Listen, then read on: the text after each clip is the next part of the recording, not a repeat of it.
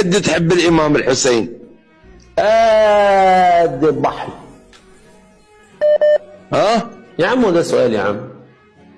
يا عم ما في حد يعني الذي يبغض الإمام الحسين رضي الله عنه وارضاه ده اسمه ناصبي، ناصب العدالة آل بيت النبي صلى الله عليه وسلم. الذي يبغض الحسين رضي الله عنه وارضاه بأبي هو وأمي ده اسمه ناصبي.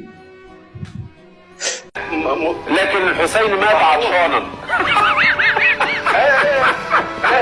وهذا يوم فرحت به آل زياد وآل مرهاد.